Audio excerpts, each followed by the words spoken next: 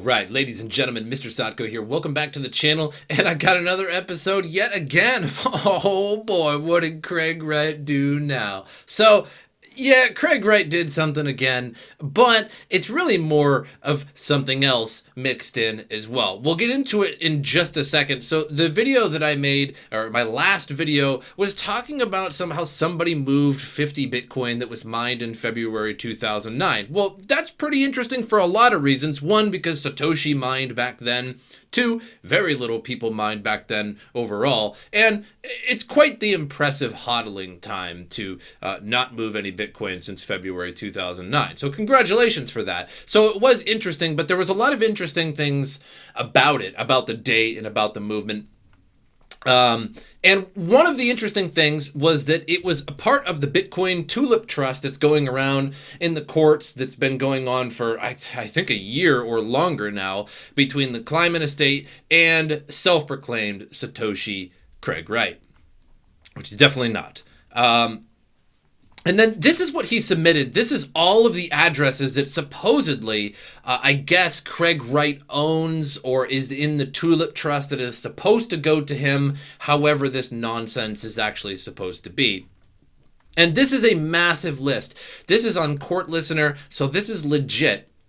This is what he submitted to the court. This is what he submitted. I'll scroll all the way down to the bottom. That is 75,362 Bitcoin addresses, apparently. And apparently, the story goes that Craig Wright does not have access to these. He and Dave Kleiman apparently made a tulip document and then took a private key to all of these and split them up using science. And there is supposed to be these couriers that come, and I think it was supposed to actually be like February 1st or January 1st of this year, like months ago, that was supposed to all come and give them all to Craig Wright, and then he was going to crash Bitcoin with it, apparently. That's not going to happen. All of these addresses are supposedly owned by Craig Wright, except for apparently this one. It says this address does not belong to Satoshi or to Craig Wright. Craig is a liar and a fraud. So apparently that is not Satoshi's, nor is it Craig Wright's, because somebody used the private key to actually make a signed message with that. Also, again, in the 50 BTC that moved for the first time in 2009 was also not Craig Wright's, because Craig Wright can't move them. Craig Wright didn't admit that he moved any of these. Craig Wright cannot, because the way his story goes is that none of these private keys, or excuse me, none of these public keys or these Bitcoin addresses are accessible because the magical cherub fairies have not all gotten together. His couriers, his bonded couriers, bonded, that are extremely late, that were supposed to arrive, right, are supposed to bring all the key slices, and then he can access these, right? But that hasn't been the case. There are at least half a dozen of these addresses, which admittedly is not that many compared to 75,000, have been either moved or some kind of message has been signed. And, well, a couple days ago, another message was signed. It might have been yesterday. I think it was yesterday, so the news is a bit cool by now. But I'm just now able to get on it. So this is a pretty amazing, and it actually brings up more questions than it solves. Craig Wright called fraud in a new message signed with Bitcoin addresses that he claims to own, after a list of Bitcoin addresses Wright had previously provided as being his holdings in the ongoing court case, briefly and inadvertently made public by plaintiffs. The addresses were used to sign a public message, both calling Wright a fraud and making it plain that he does not, in fact, control or own them. The court case was brought on by Ira Kleiman, the brother of Wright's former business partner David Kleiman, who seeks the 1.1 million Bitcoin that supposedly is in all of these addresses equals up to. So allegedly the two between Dave Kleiman and Craig Wright mined in the early days of Bitcoin, which is coincides with the supposed amount that Satoshi had actually mined himself. But nobody can actually really say if Satoshi mined all of those. There's some evidence, but again, you can't really take a public key and say, yes, you definitely made that wallet. You definitely mined that wallet. However, I do believe that Satoshi likely mined a bit in order to just see how it was going, see how new addresses work, see how moving it works, etc. once his creation was final. So that is just a given. While the list of addresses was quickly sealed by the Kleiman legal team, it still exists on Court Listener, i.e. this page, and looks to have provided a means for another individual to identify a number of addresses that they in fact hold the keys to. That in turn enabled them to sign a message with the Bitcoin keys, which you need private keys in order to sign a message with your Bitcoin wallet. Craig Stephen Wright is a liar. So this is what the signed message of one of the addresses now says as of yesterday. Craig Stephen Wright is a liar and a fraud. He doesn't have the keys used to sign this message. The Lightning Network is a significant achievement. Weird. However, we need to continue work on improving on-chain capacity. Unfortunately, the solution is not to just change a constant in the code. Wouldn't that be a solution, though? Anyway, I'm sorry. Or to allow powerful participants to force out others. We are all Satoshi. Now, this whole message is very strange. And you know what it sounds like to me? I'm just going to go ahead and say it. After Adam Back got called out as Satoshi, Adam Back has recently started talking a lot more. And we have seen more of these original Bitcoin wallets actually start to move. It is very interesting. Is it a coincidence? I don't know. Correlation is not always causation. However, this statement, let me just go through this again. So he doesn't have the keys to use to sign this message. The Lightning Network is a significant achievement.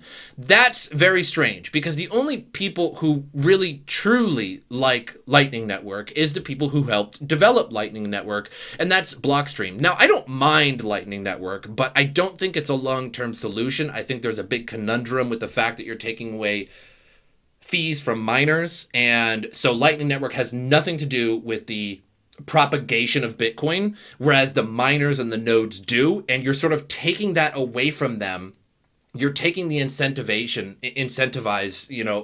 incentive to mine and to run a node, because to run a node, you don't get nothing for running a node for Bitcoin. In fact, Satoshi actually said one time that he was thinking about making rewards for node runners, but that, I guess, never really came to fruition, obviously.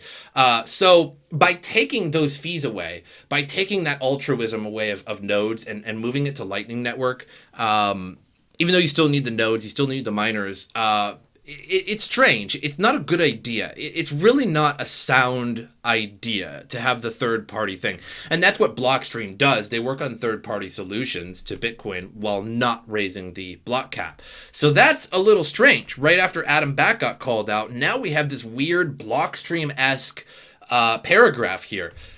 It continues to go on. However, we need to continue working on providing improving on-chain capacity. Fair enough. Unfortunately, the solution is not to just change a constant in the code or to allow powerful participants to force out others. We are all Satoshi. Well, fortunately and unfortunately for this message, the solution is to just change a constant in the code for a lot of people. In fact, Satoshi many years ago actually made a slight suggestion that like maybe every 100,000 blocks or every like we could work it out to a different degree, but every so many hundreds of thousands of blocks or something like that, you could raise the code. The constant could change to 2 more megabytes. So we go from 1 to 3 to 5 or something like that, or 1 to 2 to 2 to 4, etc. But it just never really happened. He ended up giving the keys to Gavin and Drayson, etc.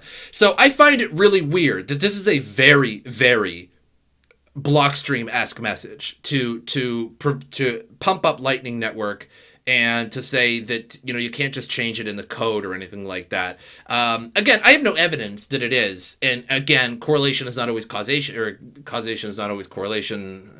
Put it wherever you want.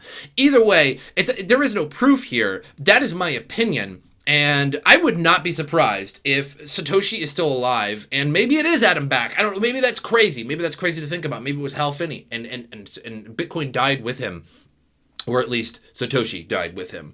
But that is a very weird paragraph, a very weird paragraph. Some of the many addresses in the court filing published on Court Listener are indeed used to sign the message. The message was first brought to wider attention on Reddit with the claim that the addresses are for Bitcoin mined in 2009 and that have not moved since. BitMEX Research tweeted that it had taken a random sample of 20 of the addresses and found that they did not match the holdings of the dominant early Bitcoin miner in 2009, who many think was Satoshi. But again, I want to just say, how can you correlate that or not correlate that? A random sample of 20 out of 73,000 addresses that I just showed you, or 75,000, whatever, what's the difference, of the addresses, they found that it didn't match the holdings of the dominant early Bitcoin miner. But how can you say that when it was like, there was basically like 50 Bitcoin were mined and then a new address and then a new address. And you can actually kind of see that.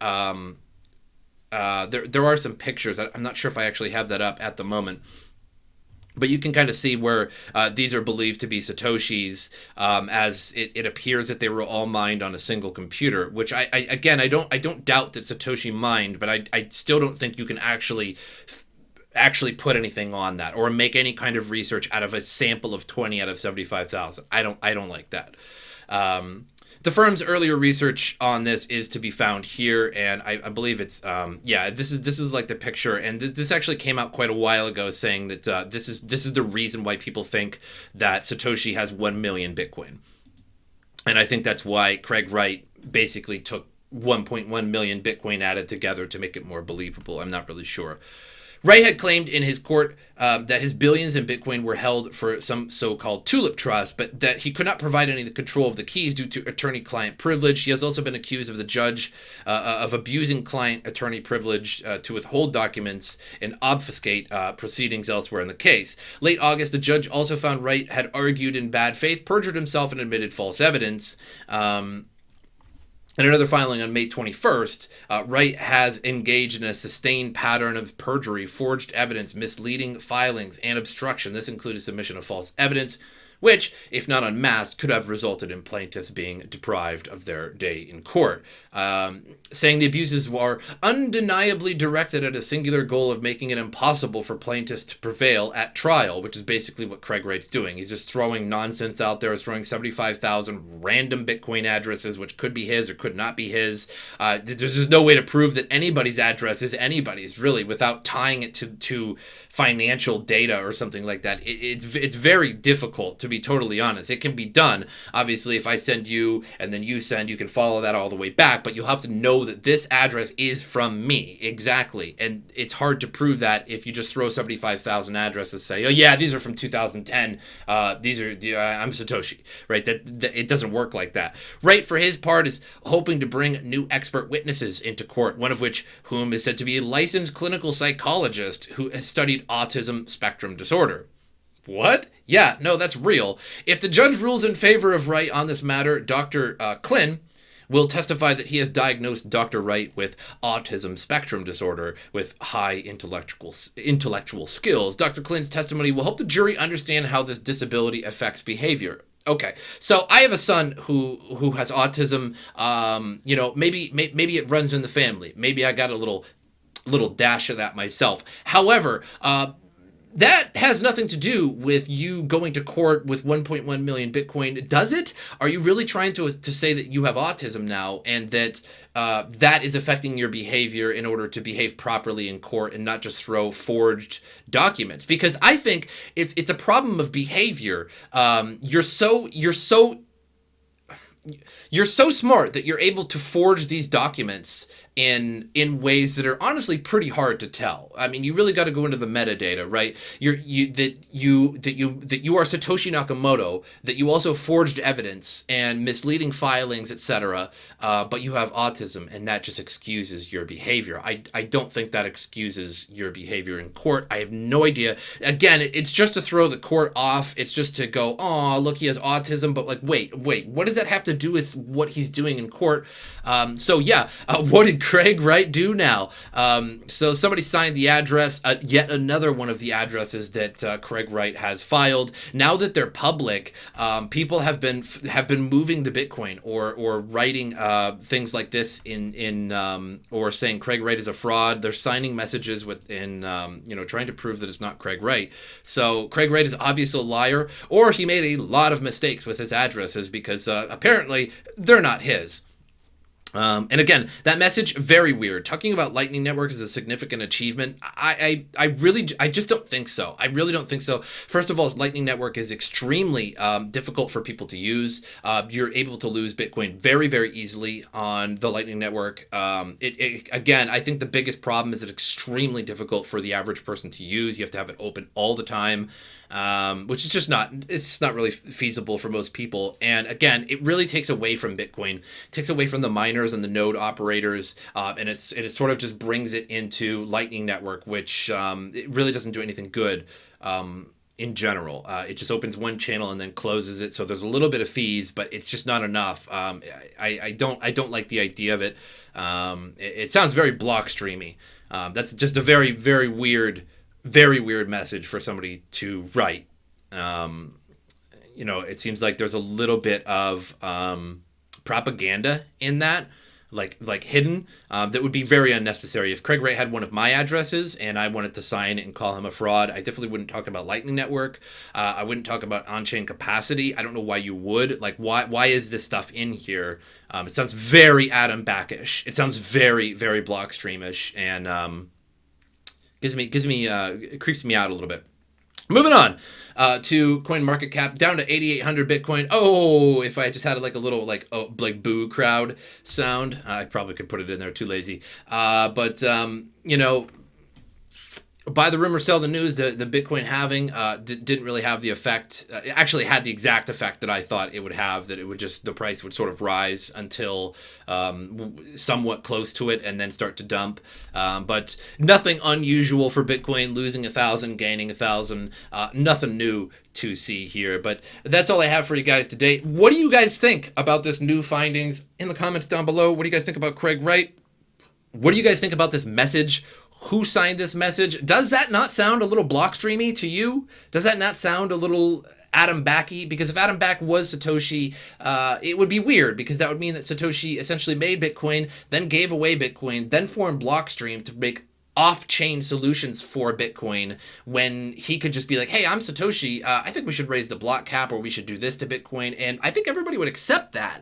I think everybody would be like, oh wow, Satoshi, of course we're gonna follow your guidance on Bitcoin and raise the block from 1 to 2 or 4 megabytes or something like that, or whatever they choose to do. But instead, Blockstream focuses on third-party solutions where miners don't get the fees, they get the fees, so they're a for-profit deal, which is not unusual for profit, of course, but would be weird if Adam Back was Satoshi. And if you guys don't know what I'm talking about, there's an interesting documentary that was going around. It's by a YouTuber called Barely Social, and it tries to make the case that Adam Back is Satoshi. It's entertaining.